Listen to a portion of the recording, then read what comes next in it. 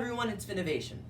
So, I know a lot of people got VR for Christmas, and they're playing BeatSaber. So, the obvious question is... Can you help them get better at BeatSaber? Yes, we can. Let's get right into it.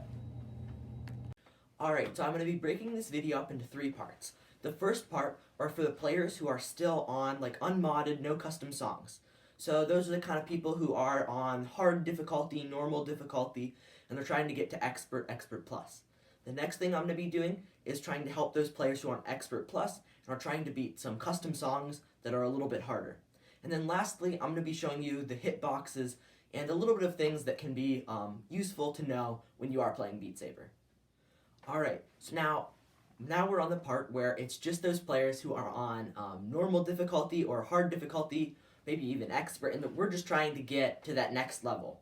So the first thing we can look at are our settings. So first off, your colors. I actually like to just stick with the classic blue and red.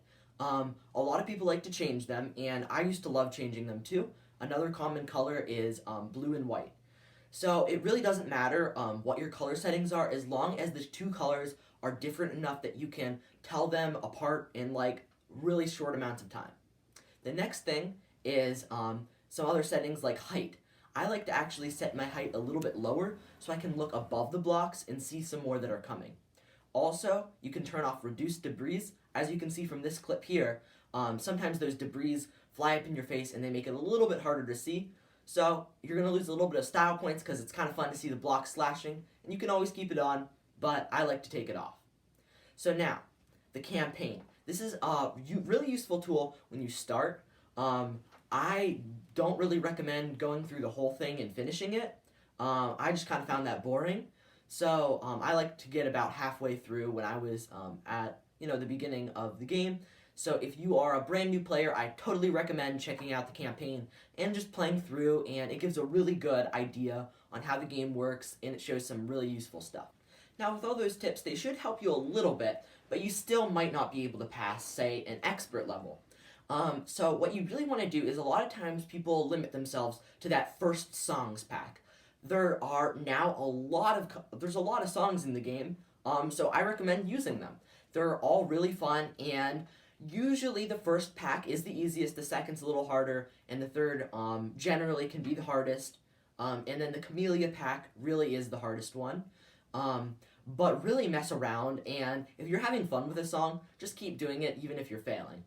Now, speaking of failing, if you just want to see that next part of a song, you can toggle on no fail. This can be really useful to just look at the whole song and see maybe am I ready for this or not. Also the practice tool. This is a really useful thing where you can skip, say if I'm playing a song and I'm failing halfway, and I don't have to go through half of the song every time I want to play that part. You can use the practice tool, go to that part, play it a couple times, maybe slow down the speed, and that should really help. Now, if you're still stuck on a song and you just can't get to expert difficulty, try playing a song on maybe normal mode, but put faster song on, or put disappearing arrows. Faster song makes it a little bit faster. Disappearing arrows makes the arrows disappear as they get closer to you. These can just be some helpful things. With that, we're going to move on to the next section, and leave a comment if you still can't pass those levels. Alright, we're on the second part of our video, and this is going to be higher level of play, and the first thing I'm going to be showing you is some grips. So I'll throw some up on the screen right now. Now the grips I use, I use the touch controllers, and I like to use standard grips for most maps, and for faster maps, I like to use claw grip, and these are the maps where you're not trying to get as accurate hits. Now custom songs. If you're on computer and you want to have custom songs, I would recommend that you can be an expert or expert plus level before you do this. But how you do that is you can search up Mod Assistant, BeatSaber, and from there it's really easy to figure it out. Alright, now I'm going to be showing the 4 main types of maps. So first off, we have accuracy maps.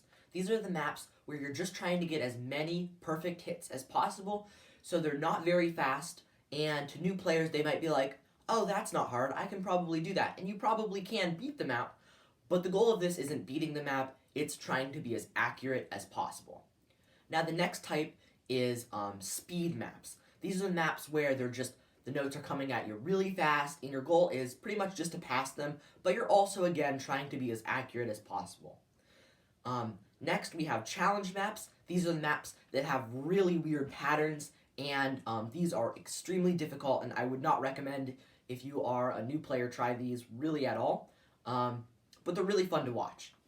And the last type is vibros. These are the maps where the notes aren't really that complex of patterns, but there's so many notes and they're just up and down really fast. So that's where, like I said earlier, you would use like a claw grip, or you can just use a normal one, but basically you're just going up and down really fast, and there's not much more to it than that. Now we are on the last part of the video, and I'm going to be going over the hitboxes and a little bit more into, I hate to say it, but the math of BeatSaber. So how they score is you can get a maximum of 115 points. First of all, that is in two parts. The first is your swing. If you swing 100 degrees, you'll get 100 points. The closer you are to the center, you can be awarded up to 15 bonus points. So if you have a perfect swing, 100 degrees rotation, and right at the center, then you're going to get 115 points. Now, let's look at the hitboxes. So as you can see on the screen right now, we see the block, we see a bigger box outside of it, and a smaller one inside of it. That big box you see on the outside is what's called a good cut. So that's just when you hit the note, the right saber, the right direction, and just a basic swing, that'll give you a good cut. Next, we can also see that that smaller box is called the bad cut hitbox. So that would be if I swing in the wrong direction, or I use the wrong colored saber. So that is much smaller. So it's a lot easier to get a good cut than it is to get a bad cut. And this can be especially useful to know when we're playing maps where there are lots of spirals and dense notes. And all we can do, we can just swing pretty much in the dead center, and it doesn't matter if they're switched or they are straight on, because if you're hitting in that center, then it'll be giving you more good cuts than bad cuts, and it should be enough to stay alive. And again, that would be the maps that are like challenge maps. Well, that sums up this video, and I hope you got a little bit better at BeatSaber. I'd love to do some more VR content, because I really like it. I agree with you, Finn. I never thought I would see a day when watching a movie at home would be the same experience as watching it in a theater. But here we are. Oh, that was terrible. Whatever, if you enjoyed this video, please leave a like and subscribe down below. Thank you so much for watching. Bye!